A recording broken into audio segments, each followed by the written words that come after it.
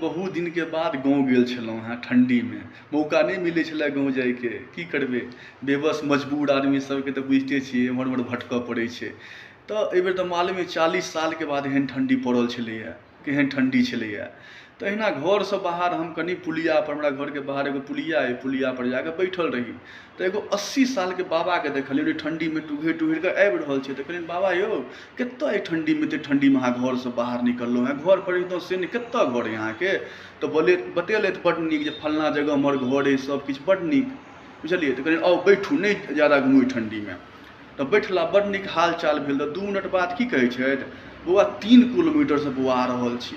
कहलियनि बाबा की भेल यौ, बाबाके उम्र करीब लगभग 80 साल, की भेल बाबा यौ।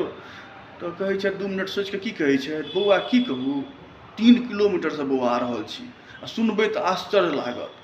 कहलियनि बाजू ने की। तऽ की कहै छथि, बौआ तऽ गाँजा कतऽ मिलै छै। अरे बाप रे, सन्न रहि गेलहुँ हम सुनिकऽ।